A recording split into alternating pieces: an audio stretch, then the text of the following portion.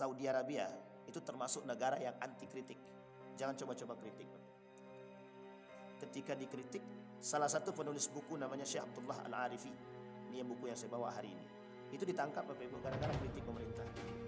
Kritiknya sederhana. Apa kata beliau? Kami pengen di Saudi ini semuanya sama. Tidak ada ras-ras putih, ras hitam itu tidak ada. Kami semua sama, pengen sama. Orang kaya, orang miskin sama. Jangan dibeda-bedakan. Ketika kebijakan itu dikritik oleh Syekh Al-Arifi, tangkap, masuk penjara. Beberapa Al-Basfar, Syekh Al-Basfar itu turun dari khutbah Jumat, langsung ditangkap. Baru turun dari khutbah, belum sholat lagi, turun dari khutbah saja, langsung ditangkap. Masukkan penjara. Gara-gara mengkritik pemerintah di tempat. Nah, ini masalah Bapak Ibu. Artinya apa? Fenomena akhir zaman. Fenomena akhir zaman. Assalamualaikum warahmatullahi wabarakatuh.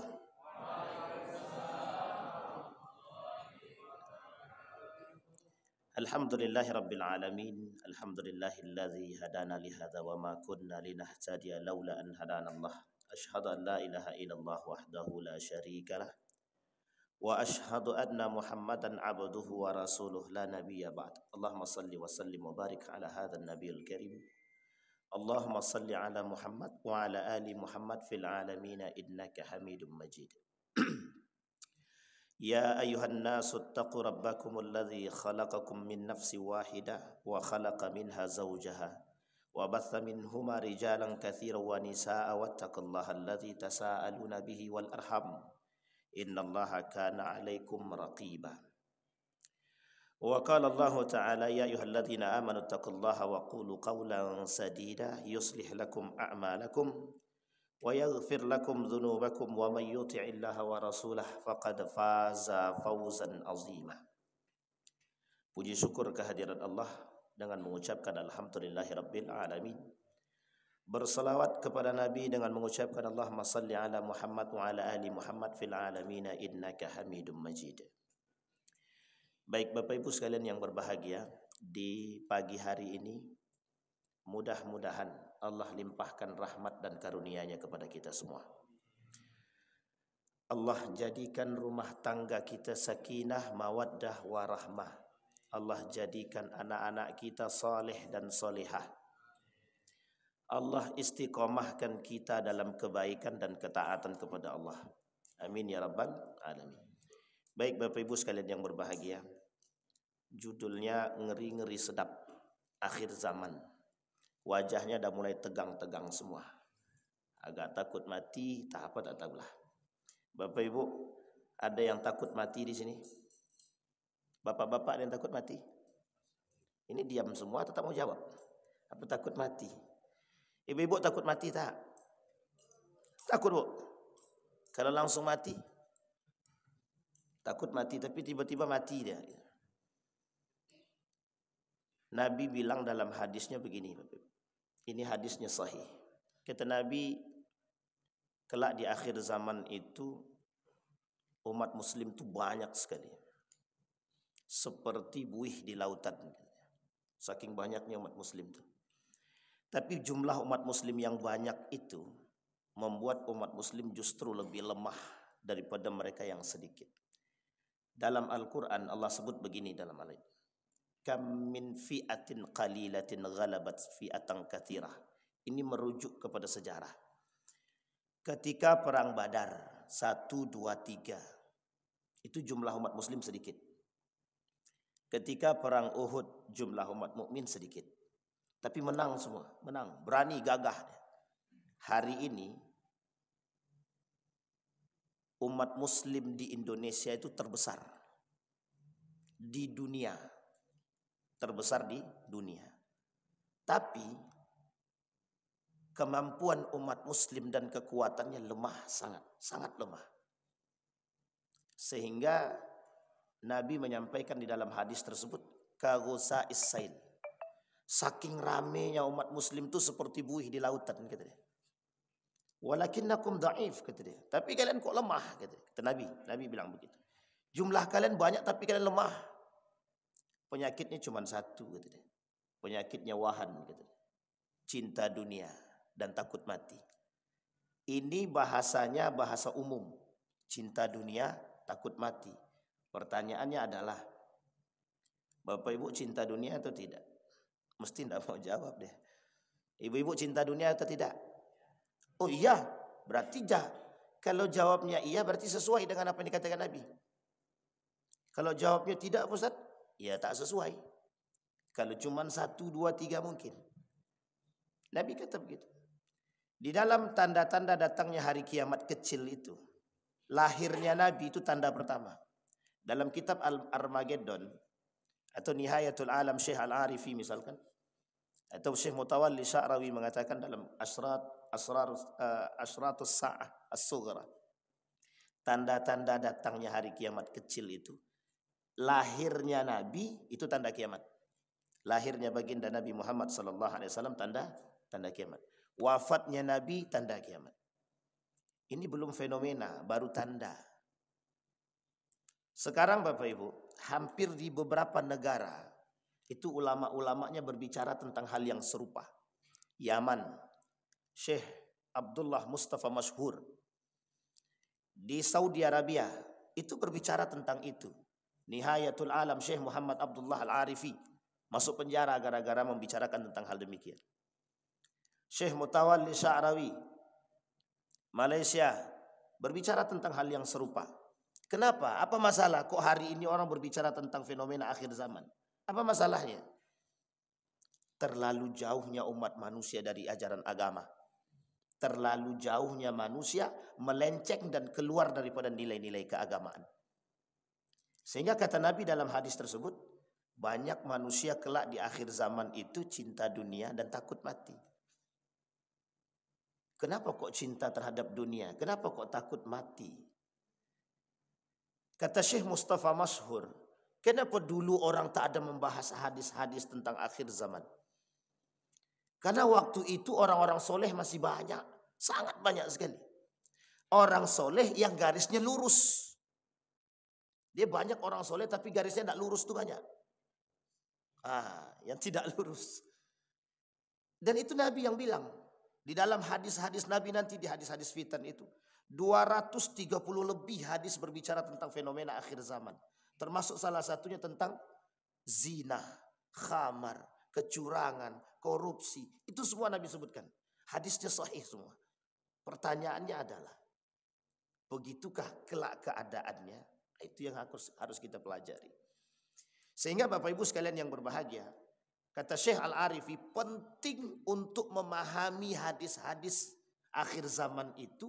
Paling tidak bagi mereka yang beriman sadar deh. Yang beriman. Nek yang nggak beriman bagaimana? Ya jalan.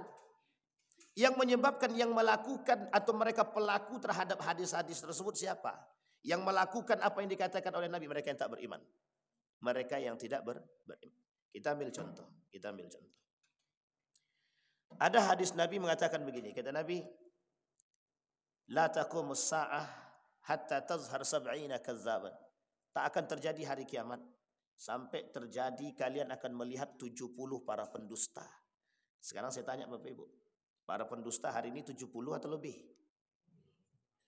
Ini kalau ada yang bilang lebih berarti banyak. 70 sab'ina kazzaban itu bahasa kiasan di dalam hadis Nabi. Tidak mungkin 70, mesti lebih daripada 70. Khawarij muncul, Syiah muncul, Murji'ah muncul. Semuanya dusta. Kata Nabi muncul di akhir zaman itu Dajjaluna kadzabun. Dajjalnya belum muncul, manusia bersifat Dajjalnya sudah muncul. Bapak Ibu tahu sifat karakter Dajjal? Pendusta.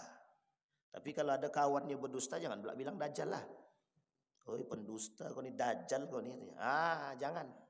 Tak boleh Pak, tak boleh. Baik, kembali kepada poin kita tadi Bapak Ibu. Dalam kitabnya Hashim Al-Ash'ari, dalam kitab Risalah Ahlus Sunnah wal Jamaah. Ini rata-rata di sini semuanya NU. Kalau tengok wajah-wajahnya, ya rata-rata, mayoritas lah. Seorang pendiri Nahdlatul Ulama, Syekh Hashim Al-Ash'ari, menuliskan kitab Risalah Ahlus Sunnah wal Jamaah. Dalam kitab beliau tuliskan tentang 30 tanda datangnya hari kiamat. Fi dzikri amarati iqtirabis sa'ah. Ada 30 hadis yang disampaikan oleh beliau di sini. Di dalam kitab ini tentang akhir zaman itu. Sughra, tanda-tanda datangnya kecil. Baik Bapak Ibu sekalian yang berbahagia. Nah, kita masuk Bapak Ibu pada hadis yang pertama. Kita masuk pada hadis yang pertama. Hadis yang pertama yang berbicara tentang fenomena akhir zaman atau masuk dalam kategori tanda-tanda datangnya hari kiamat kecil. Yang pertama adalah bi'tsatun Nabi Muhammadin sallallahu alaihi wasallam. Apa itu bi'tsatun Nabi? Dibaiatnya baginda Nabi Muhammad sallallahu alaihi wasallam menjadi nabi. Umur berapa Bapak Ibu Nabi dibaiat? Ibu-ibu, Nabi dibaiat umur berapa? Assalamualaikum. Kalau tak ada yang jawab balik lagi. Bapak-bapak umur berapa Pak? Nabi dibaiat jadi Nabi umur berapa?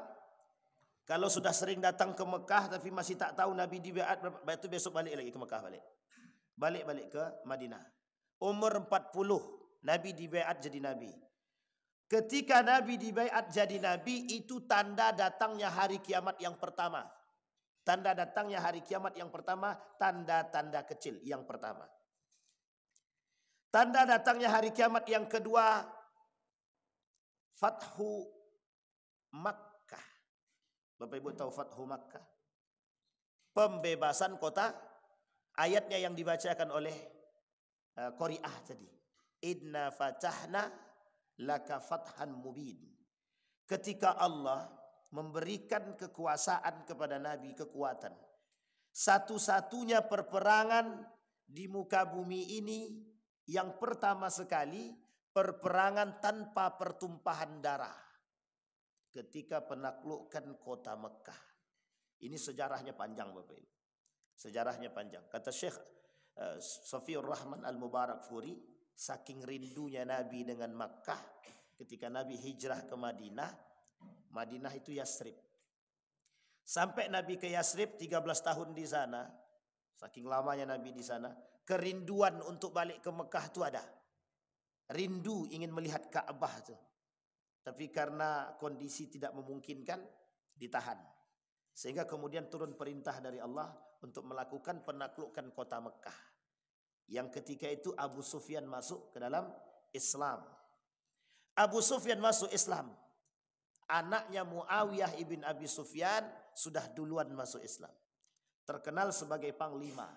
Tapi dari jalur Muawiyah ibn Abi Sufyan muncul nepotisme pertama di dunia dalam kerajaan Islam. Ini perlu dipelajari. Dan itu kelak masuk dalam kategori kata Nabi dalam salah satu tanda datangnya hari kiamat.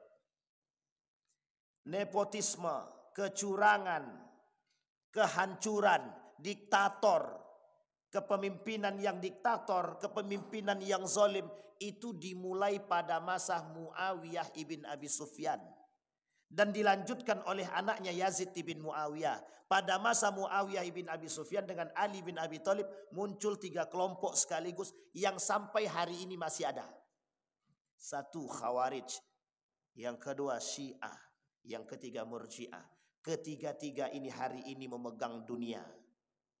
Termasuk salah satunya mereka bekerja sama dengan Yahudi. Nah, ini Bapak Ibu penting untuk dipahami. Sejarah ini kalau dirunut itu penting Pak. Biar Bapak Ibu tahu. Ini kalau Bapak Ibu tengok, ini saya kaitkan sedikit ya Bapak Ibu. Saudi Arabia itu tidak memboikot produk Israel. Saudi Arabia itu tidak memboikot produk Israel. Secara lisan kerajaan memboikot, secara kebijakan tidak. Pertanyaannya sama nggak dengan di Indonesia? Sama. Secara lisan kita boikot, secara perbuatan ada. Sekarang aja sudah mulai lemah nih memboikot produk Israel. Sudah nggak kuat lagi gitu. Dah lidah kami dah gatal mau makan pizza Ustaz. Oke lah, makanlah. Tapi ketika Anda makan banyak yang mati itu tak masalah. Saudi Arabia di depan Masjid Nabawi, di depan Masjidil Haram itu KFC masih buka terang-terangan. Pepsi masih jualan terang-terangan. Khawarij, Syiah, Murji'ah, itu 3 kelompok yang muncul pada masa Ali sampai hari ini ada dan bekerja sama, Pak, bekerja sama. Islam ini dihancurkan oleh Yahudi, itu kerjasama. Indonesia ini ditaklukkan oleh kelompok-kelompok tertentu, itu kerjasama. Dan itu Nabi sampaikan dalam hadisnya, Bapak Ibu. Disampaikan oleh Nabi dalam hadisnya. Ketika Nabi wafat 30 tahun setelahnya, kata Nabi, Al-khilafatu min ba'di 30 sinin. Setelah kepemimpinanku 30 tahun setelahnya. Setelah kepemimpinan Nabi muncul 30 tahun kepemimpinan setelah Nabi. Namanya khilafah. Khulafatur Rasyidin. Khulafaur Rasyidin. Abu Bakrin Siddiq. Umar bin Al-Khattab. Uthman bin Al-Affan. Ali bin Abi Talib. Terakhir. 7 bulan terakhir. Al-Hasan ibn Ali. 7 bulan cuma memimpin. Pindah direbut kekuasaannya sama siapa? Siapa Bapak Ibu? Muawiyah bin Abi Sufyan. Muawiyah bin Abi Sufyan kemudian, mohon maaf, melakukan keingkaran terhadap perjanjian dia dengan Al-Hasan. Apa ingkar janji dia? Ketika Hasan wafat, kata Hasan dalam perjanjiannya kalau Hasan wafat duluan, sementara kepemimpinan khilafah Muawiyah selesai, maka harus dikembalikan kepada kembalikan kepada musyawarah. Singkat cerita nggak dikembalikan. Muawiyah bin Abi Sufyan memberikan kepemimpinannya kepada siapa? Anaknya Yazid bin Muawiyah. Pertama kali nepotisme dilakukan dalam Islam. Dilakukan oleh Muawiyah bin Abi Sufyan. Masalahnya bukan itu.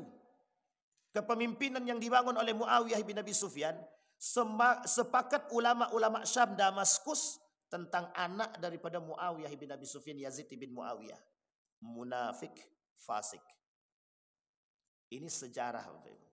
Sampai hari ini perkataan Nabi itu terbukti. Akan muncul setelah 30 tahun kepemimpinan Nabi itu mulkun adud, kepemimpinan yang diktator, kepemimpinan yang nepotisme, pemimpinan yang otoriter. Sampai hari ini, Bapak Ibu. Sampai hari ini. Saudi Arabia itu termasuk negara yang anti kritik.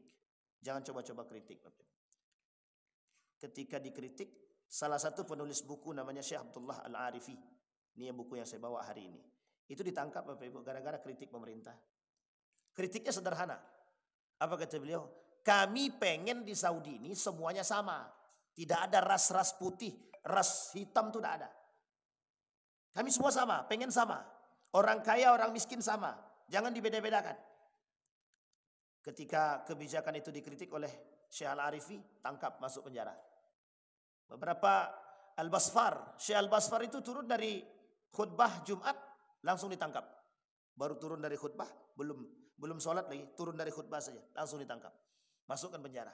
Gara-gara mengkritik pemerintah di tempat. Nah, ini masalah, Bapak Ibu. Artinya apa? Fenomena akhir zaman, kata Nabi. Fenomena akhir zaman. Nah, yang pertama itu ketika Nabi diangkat jadi Nabi. Ketika Nabi diangkat jadi Nabi, itu adalah tanda kiamat pertama. Ketika Nabi kemudian, ketika penaklukan kota Mekah, tanda kiamat yang kedua. Dan yang ketiga, tanda kiamat yang ketiga, ketika baginda Nabi wafat. Ketika baginda Nabi wafat, masuk dalam kitab Armageddon itu masuk dalam tanda kiamat kecil. Wafat baginda Nabi. Ketika baginda Nabi wafat, sebelum baginda Nabi wafat, 7 nabi palsu muncul. 7 nabi palsu muncul. Ketika Nabi wafat, 3 nabi palsu muncul. Sekarang Nabi sudah tak ada, sahabat sudah tak ada, tabi'in tak ada, tabi'in tak ada, tinggal ulama lagi. Nabi palsu muncul berapa banyak? Banyak sangat nabi palsu. Di India ngaku nabi, di Indonesia ngaku Tuhan. Nah, itu mantapnya Bapak Ibu. Bedanya Indonesia dengan negara yang lain. Di India ngaku nabi, di Indonesia ngaku 2 sekaligus. Ngaku Tuhan sama ngaku malaikat. Yang tak ada hari ini kita temukan orang yang ngaku iblis. Itu tidak ada. Saya belum lihat ditulis nama mereka di EKTV itu. Ada namanya iblis, setan itu tidak ada. Tapi kalau ngaku Tuhan, malaikat ada. Banyuwangi, tulis nama saya Tuhan, kata dia. KTP-nya Bapak Ibu. Artinya apa Bapak Ibu? Fenomena. Masalahnya apakah betul ini fenomena akhir zaman atau tidak? Pada masa Nabi juga banyak kok Ustaz orang yang kayak gitu, betul. Pada masa Nabi banyak. Tapi orang soleh, jumlah orang soleh lebih banyak daripada orang zalim. Jumlah orang yang taat kepada Allah, yang datang ke masjid, yang tunduk kepada Allah, yang takut kepada Allah lebih banyak daripada orang yang, mohon maaf, pelaku maksiat. Hari ini orang berzina itu terang-terangan. Dulu Bapak Ibu tahu kan, kalau orang mau zina itu tempatnya khusus. Doli tertutup apa tak tertutup? Tertutup. Sekarang bukan tertutup lagi. Dibubarkan doli, online muncul. Akhirnya apa? Zina itu terang-terangan hari ini. Nabi sampaikan, kata Nabi dalam riwayat yang lain, kata Nabi dalam hadisnya itu, la taqumus saah, tidak akan terjadi hari kiamat, hatta taznun kal bahaim. Kalian akan melihat orang-orang berzina seperti binatang. Orang terang-terangan berzina seperti binatang. Australia, Belanda, Amerika, Prancis. Kurang apa Bapak Ibu? Indonesia ikut-ikutan. Orang pakai baju terbuka, Indonesia ikut. Westernisasi. Westernisasi itu apa? Kebarat-baratan. Kurang gaul kalau kami tidak barat, Pak Ustadz. Betul. Memang kurang gaul. Tapi maaf, saking kurang gaulnya membawa diri dia kepada neraka. Apa maksudnya kurang gaul? Di Eropa pakaiannya terbuka. Di Indonesia pengen ikut-ikutan. Dulu pakaiannya, mohon maaf, muslimah. Baju Melayu, kerudung. Apa nama baju Melayu itu? Baju Melayu lah namanya itu. Yang perempuan tuh. Tapi sekarang tak. Tak bangga orang pakai baju kurung Melayu lagi sekarang. Tak bangga. Justru dianggap katro. Malaysia, negara yang begitu menjunjung tinggi nilai-nilai adat Melayu. Hari ini sudah mulai. Pakai celana jin setan antum lau. Pakai celana itu semua. Kenapa? Fenomena. Itu fenomena. Sehingga perzinahan itu kata Nabi kelak terang-terangan. Orang tidak malu lagi. Dulu perempuan anak gadis keluar rumah izin sama orang tua. Ketat sekali. Kau nak bawa anak gadisku keluar? Nikahkan dulu. Kalau sekarang tak. Kau nak bawa anak gadisku keluar? Ya, bawalah. Kalau perlu diteleponnya laki-laki. Kau tak bawa anak gadisku keluar? Bayangkan hari ini Bapak Ibu. Saking mudahnya hari ini. Tapi itu kan fenomena. Ya betul fenomena. Memang pasti terjadi. Pasti Pak. Yang disampaikan Nabi dalam hadisnya pasti terjadi. Hanya saja umat mukmin sadar atau tak sadar. Bapak Ibu lihat kan kezaliman-kezaliman itu. Ini tujuan kita mempelajari itu Bapak Ibu. Nabi tak sekedar menyampaikan. Biar Bapak Ibu paham hadis-hadis yang disampaikan Nabi itu. Dan benar-benar terjadi. Yang selamat siapa? Yang benar-benar sadar. Yang betul-betul beriman. Poin yang keempat Bapak Ibu kata Nabi dalam hadisnya. Kita merujuk kepada kitabnya Syekh Hasyim Al-Asy'ari. Kata Syekh Hasyim Al-Asy'ari merujuk kepada hadis baginda Nabi Muhammad sallallahu alaihi wasallam. Ya'ti 'alan nasi zamanun as-sabir 'ala dinihi kal-qabid 'alal jamri. Orang yang berada di akhir zaman kata Nabi itu seperti orang yang sedang memegang bara api. Jadi orang yang hidup di akhir zaman ini, mudah-mudahan ini bukan akhir zaman. Tapi sebagian ulama mengatakan ini akhir zaman. Orang yang hidup di akhir zaman dan sabar dengan agama yang dia pegang, itu seperti orang yang sedang memegang bara api. Hari ini orang jujur itu langka. Hari ini orang-orang yang amanah itu langka. Hari ini orang-orang yang perhatian dengan sesama muslim langka. Kalau dulu yang langka itu pelaku maksiat. Kalau sekarang yang langka pelaku kebaikan. Sesuatu yang tidak biasa sekarang dibiasakan. Bapak Ibu lihat orang-orang minum khamar. Hari ini minum khamar itu biasa. Dan Bapak Ibu boleh lihat. Dulu sesuatu yang tabu itu agak sulit untuk kita ungkapkan. Agak susah kita cari, kita lihat. Sekarang tak. Mudah kita lihat. Dulu berbicara tentang kondom itu sangat takut tabu gitu. Tapi sekarang diperjualbelikan, ditaruh di depan. Itu fenomena atau bukan Bapak Ibu? Itu Nabi kata. Maka orang yang selamat itu yang memegang agama dia. Nah orang yang memegang agama hari ini itu seperti memegang bara api. Kita ambil contoh, mohon maaf, jangan ada yang tersinggung Bapak Ibu. Dalam kepemerintahan misalkan, Bapak Ibu boleh lihat, yang jujur tersingkir, yang tak jujur bisa jadi kawan. Itu bahasa hari ini Bapak Ibu. Kau kalau tak korupsi, singkirkan. Tapi kalau kau korupsi, kawan awak. Yang diajak kawan tuh yang sama-sama. Sehingga mohon maaf, goyang iman. Iman tuh goyang. Yang tadinya sudah kuat menahan untuk tidak korupsi. Tapi karena kehilangan, lebih baik kehilangan agama daripada kehilangan kawan. Sehingga yang terjadi apa? Mudah sekali agama ini hilang. Mudah sekali nilai-nilai agama itu runtuh dari diri kita. Artinya apa? Orang yang sabar memegang nilai-nilai agama di akhir zaman itu seperti memegang bara api. Karena yang menggerogoti tidak satu Pak, ribuan. Anda akan menjadi manusia yang paling aneh di antara manusia-manusia yang lain. Dan itu disampaikan oleh Nabi dalam hadisnya, tubalil ghuraba. Maka selamatlah, beruntunglah orang-orang yang aneh kelak di akhir zaman itu.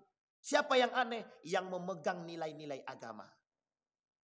Yang berani megang nilai agama. Kita soleh dikit dibilang sok soleh, sok suci. Rajin tahajud dibilang, ini cari perhatian. Orang rajin rajin sholat dibilang sok suci, sok soleh. Orang yang rajin tahajud dibilang cari pencitraan. Dan itu terjadi Bapak Ibu. Sehingga kita ini bingung harus berbuat apa. Tahajud salah, duha salah, sholat tepat waktu salah, tak sholat salah. Ya mesti tak salah lah kalau tak sholat. Tak sholat kita dicaci maki, sholat kita digibahi. Jadi lengkap semua. Artinya apa? Ya harus sabar. As-sabir ala dinihi kal qabid alal jamri, kata Nabi. Maka perlu Bapak Ibu. Nah, sekarang yang harus dibangun di akhir zaman itu Bapak Ibu, komunitas. Komunitas apa? Komunitas yang soleh. Kunto Wijoyo dalam buku dia itu berbicara tentang social piety. Bapak Ibu tahu social piety ya? Social piety itu kesolehan berjamaah. Tidak sendiri-sendiri soleh itu lagi. Jadi ajak rame-rame untuk soleh bersama. Sehingga ketika ada orang yang ingin ngumpat bingung dia. Ingin mencaci maki dia bingung. Tak sanggup dia caci maki.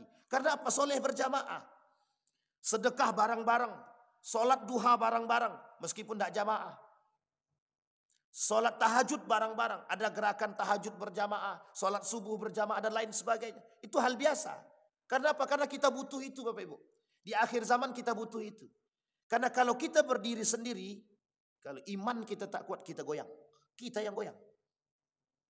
Maka tak salah ketika Mahfud MD bilang begini. Ini bahasa Mahfud MD ini perlu dicamkan juga Bapak Ibu. Orang soleh masuk ke pemerintahan jadi iblis kata dia. Itu pertanyaan atau pernyataan? Pernyataan itu berbahaya atau berbahaya sangat. Artinya apa? Menunjukkan kelemahan iman seseorang. Itu yang paling berbahaya Pak. Coba bayangkan. Kalimat itu yang kemudian diadopsi oleh sekian banyak orang. Apa orang bilang? Oh iyalah ke setiap orang soleh. Pokoknya orang soleh jangan masuk ke pemerintahan. Pertanyaannya kalau orang soleh nggak masuk pemerintahan. Kira-kira makin hancur atau makin baik? Itu masalahnya Bapak Ibu. Sekarang orang-orang yang soleh, mohon maaf. Alim-alim ulama takut dia masuk ke pemerintahan. Takut jadi pemimpin. Kenapa takut jadi pemimpin? Nanti kalau kami masuk yang tadinya soleh jadi tak soleh lagi. Sehingga dalam benak tuh muncul seperti itu. Sehingga apa yang terjadi? Mohon maaf. Sekulerisasi. Artinya apa? Pemilahan agama dari tatanan kehidupan. Itu yang terjadi hari ini. Makanya kenapa? Mohon maaf. Dalam kepemerintahan, kepemimpinan, politik dan lain sebagainya. Itu agama seolah-olah dijauhkan. Kenapa? Ya harus begitu. Karena kalau banyak orang-orang yang masuk, orang-orang yang mengerti agama masuk. Atau agama, nilai-nilai agama dimasukkan ke dalam politik. Di dalam kepemerintahan. Itu mencari orang-orang yang korupsi susah katanya. Sehingga oleh pemerintah. Ini sekulerisasi Pak. Yang dilakukan oleh Kemal Atatürk sampai hari ini. Kemal Atatürknya sudah mati. Jariah tusuknya masih ada. Jariah suknya masih ada. Kemal Atatürk peletak batu sekulerisme pertama di dunia. Masih ingat Bapak Ibu ya Kemal Atatürk ya. Siapa Kemal Atatürk Bapak Ibu? Presiden Turki. yang merubah kepemimpinan dinasti kerajaan menjadi presidensial. Siapa dia? Kemal Atatürk. Kemal Atatürk itu cuma panglima. Kalau bahasa kita hari ini, Menteri Pertahanan Negara. Ketika dia menjadi Menteri Pertahanan atau panglima besar dia yang punya jalur komunikasi antara semua negara. Semua negara, dia yang punya jalur komunikasi. Sehingga datang bisikan setan oleh negara Jerman, Perancis dan Inggris. Kok kamu tidak bangun kekuatan sendiri? Kamu bisa membangun negara sendiri. Dikudetalah khalifahnya tadi. Setelah dikudeta, diambil alih sama dia. Muncul dua kepemimpinan. Satu sistem kerajaan, satu sistem presidensial. Yang tergulingkan kerajaan. Habis. Dibangun oleh Kemal Atatürk, semua anak-anak yang lulusan daripada Eropa diajak gabung. Yang sudah tercuci otaknya, sekularisasi. Nilai-nilai agama berkurang. Itu yang diinginkan oleh dunia hari ini, Bapak Ibu. Yang diinginkan oleh dunia hari ini memisahkan nilai-nilai agama. Maka Bapak Ibu, jangan salah kalau Bapak Ibu akan melihat kok hari ini orang-orang seperti tidak bernilai agama, tidak memegang nilai-nilai agama. Itu jangan salah, karena itu yang disampaikan oleh Nabi. Nabi kata begitu. Di pasar orang tak takut lagi bersumpah dusta, orang tak takut. Jual beli online, orang tak takut lagi nipu. Barang yang dikirim tak sama dengan barang yang diposting. Orang tak takut lagi nipu sekarang. Suap, yang tadinya suap itu haram, ada ulama bilang halal. Coba Bapak Ibu bayangkan. Suap itu Bapak Ibu 100.000 ke bawah dianggap tidak suap. Dalam aturan. Coba bayangkan dalam aturan 100.000 ke bawah tidak suap. Pertanyaannya itu merusak agama atau tidak? Kira-kira 100.000 ke bawah dalam agama suap apa tak suap? Tak ada yang berani bilang. Suap apa tidak Pak? 100.000 ke bawah. Suap apa tak suap? Kalau tak bilang suap berarti takut tuh. Dalam agama 100.000 ke bawah suap. Kok muncul peraturan mengatakan 100.000 ke bawah itu tidak suap? Sehingga semua orang sekarang mulai menyuap-nyuap. Dengan dalih apa? Siapa itu? Itu kan tidak suap. Siapa bilang tak suap? Aturan siapa? Aturan pemerintah. Berarti apa? Pemerintah menjauhkan nilai agama dari sistem tersebut. Coba Bapak Ibu bayangkan. Itu real. Pernyataan para mereka-mereka yang mohon maaf, pelaku. Jadi Bapak Ibu, kita harus sabar dalam beragama hari ini. Betul-betul harus memegang. Nabi mengingatkan Ibnu Abbas itu, dia cuma kasih 30 menit ya. Sedikit lagi Bapak Ibu. Nabi bilang kepada Ibnu Abbas, ihfazillaha yahfazka. Jagalah olehmu nilai-nilai agama. Pertanyaannya adalah, bagaimana cara kita menjaga nilai-nilai agama? Bapak Ibu sholat, tapi lidahnya masih gibah kan? Kita masih sholat, tapi tangan masih menerima suap. Kita sholat, tapi korupsi jalan terus. Kita suap, mencaci maki orang masih kuat. Artinya apa? Di mana letak nilai agamanya? Di mana letak nilai agamanya? Kita umat muslim, sholat jalan, tahajud oke. Tapi ketika ada tetangga yang tak makan, kita antipati Pak. Kita tidak punya, kita acuh saja. Oh masalah dia mau makan tak urusan, yang penting keluargaku aman. Itu manusia hari ini. Artinya apa? Mana yang dikatakan memegang nilai-nilai agama? Kalau mereka paham nilai sholat, inna salata tanha anil fakhsha wal munkar. Dia kalau sholat bisa mencegah perbuatan keji dan mungkar, pertanyaannya seharusnya orang yang sholat itu tidak korupsi. Harusnya kan? Harusnya. Harusnya orang yang sholat lidah dia bisa tertahan. Harusnya. Itu nilai agama tuh di situ. Ini tidak nyindir siapa-siapa ya Bapak Ibu ya. Nyindir pribadi aja. Siapa yang tersindir berarti samalah kita berarti itu. Sampai di sini paham ya Bapak Ibu ya. Bisa dipahami. Baik, yang kedua kata Nabi dalam kitab Syekh Hashim Al-Asy'ari. Yakunu fi akhir zaman ubadun juhalun wa qurra wa fasaq. Kelak di akhir zaman itu akan muncul manusia-manusia bodoh Beribadah tapi bodoh, kata dia. Ini kita kaitkan dengan yang tadi. Salat dia tapi masih mencuri. Salat dia masih juga korupsi. Salat dia masih mencaci maki. Salat dia masih melakukan kemungkaran-kemungkaran. Salat dia masih dia nipu juga. Ubadun juhalun, kata Nabi. Apa kata Nabi? Ubadun juhalun. Beribadah tapi bodoh. Beribadah dia tapi bodoh dia, kata Nabi. Ibadah dia tak mampu merubah karakter dia. Ahli psikologi mengatakan, Bapak Ibu, ahli psikologi, orang yang rajin ibadah itu pada hakikatnya sangat mampu merubah karakter dia. Kalau ibadahnya betul. Kalau ibadah dia betul. Itu ahli psikologi, Pak. Tapi kok tidak sebaliknya?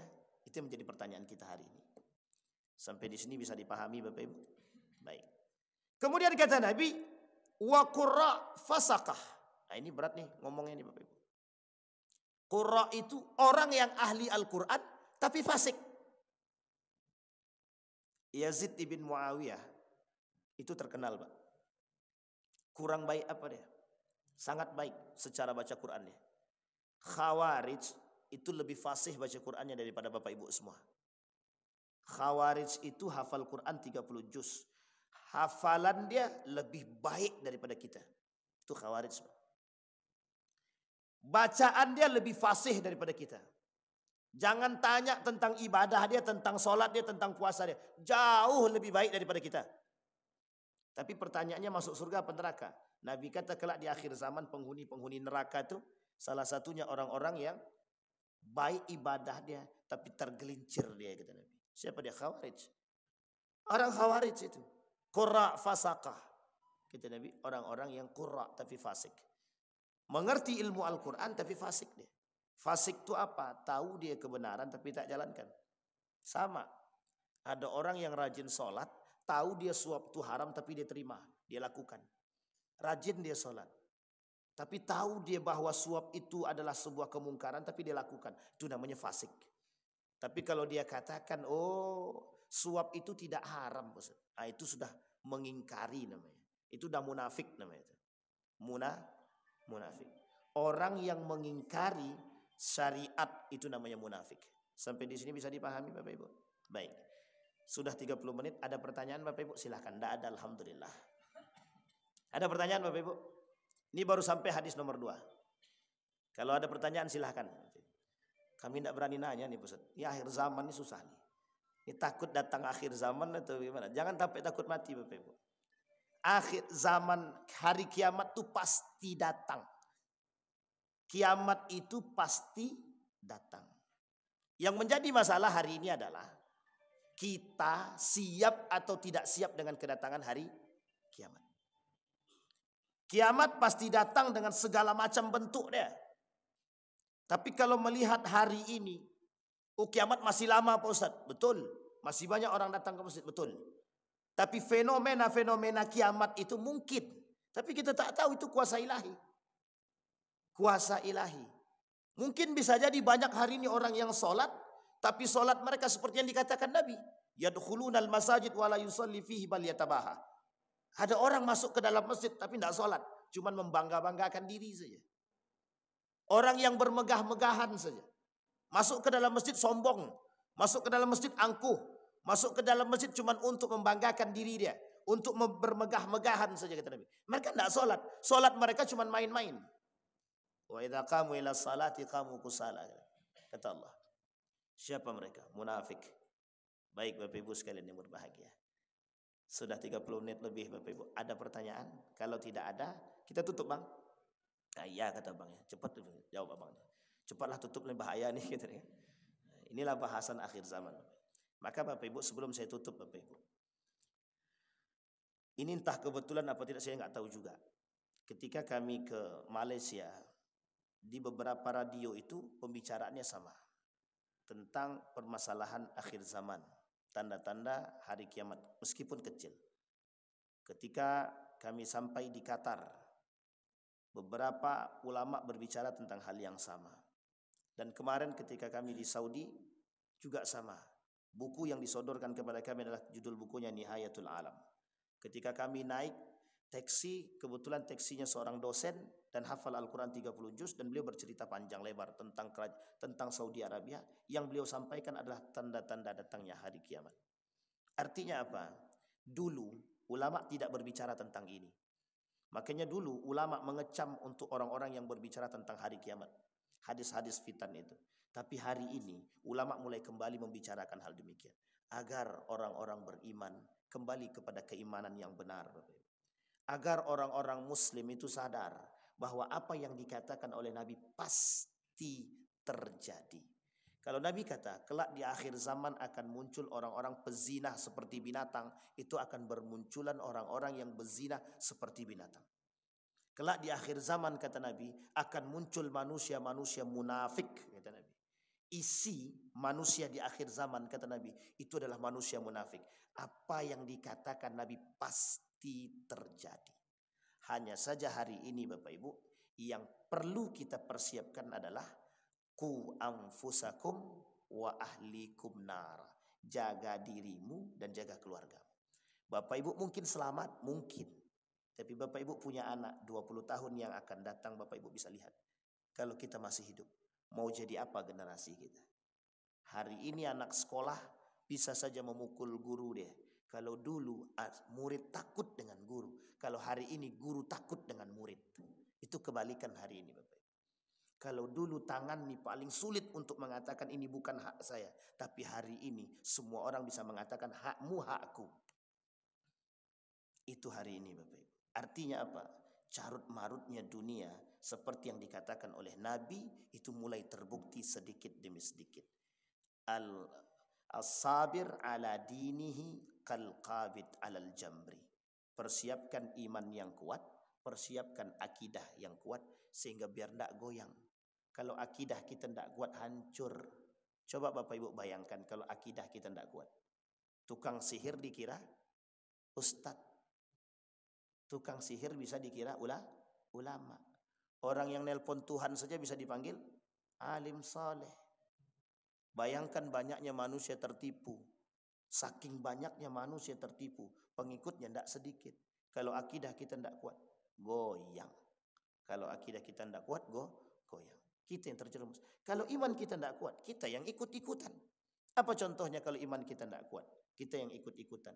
Mengharamkan yang halal dan menghalalkan yang harrama halala wa harrama halala wa halala harama. Ahalla harama wa ahalla haram. Menghalalkan yang haram dan mengharamkan yang halal. Maka Bapak Ibu sekalian yang berbahagia, mudah-mudahan dari beberapa hadis yang kita sampaikan tadi bisa menjadi perhatian kita Bapak Ibu. Tidak perlu tegang-tegang wajahnya Bapak Ibu. Cukup kita jalankan, kita istiqomahkan dalam kebaikan, insya Allah. Mudah-mudahan tangan tadi yang harusnya mengambil hak diri dia akan tetap terjaga. Insya Allah. Mudah-mudahan apa yang disampaikan oleh Nabi dalam hadisnya bisa menjadi pedoman bagi kita. Insya Allah bisa membuat kita menjadi manusia yang lebih baik. Amin ya rabbal alamin. A'udzu billahi minasyaitonir rajim. Bismillahirrahmanirrahim. Alhamdulillahi rabbil alamin. Hamdasy syakirin, hamdan na'imin. Hamdan yuwafi ni'amahu wa yukafi'u mazidah. Ya Rabbana lakal hamdu kama yanbaghi li jalali wajhikal karim wa 'azim sultanik. Allahumma salli ala Muhammad wa ala ali Muhammad fil alamin innaka Hamidum Majid. Allahumma ighfir lana dhunubana wa kaffir 'anna sayyi'atina wa tawaffana ma'al abrar. Ya Aziz ya Ghaffar ya Rabbal alamin. Allahumma khtimna bi husnil khatimah wa la takhtimna illa bi husnil khatimah. Allahumma a'idna ala dhikrika wa syukrika wa husna ibadatik. Allahumma jannibna min munkaratil akhlaq wa sayyiatil khuluq. Allahumma rabbana hab lana minas salihin. Rabbana hab lana min azwajina wa dhurriyyatina qurrata a'yun waj'alna lil muttaqina imama. Allahumma jamma'na ma'al qaumis salihin was-siddiqin wasyuhada'i was-salihin. Allahumma ansur man nasara ad-din wa khudhul man khadhal muslimin. Allahumma ansur ikhwanana al-mujahidin fi Palestin wa fi Gaza wa fi kulli makan. Allahumma dammiril yahud. Allahumma ahlikil kafarata wal mubtadi'ata wal musyrikin. A'da'aka a'da'ad din. Allahumma ij'al tajammu'ana tajammu'an marhumah واجعل تفرقنا من بعده تفرقا معصوما. ربنا آتنا في الدنيا حسنة وفي الآخرة حسنة وقنا عذاب النار والحمد لله رب العالمين. السلام عليكم ورحمة الله وبركاته.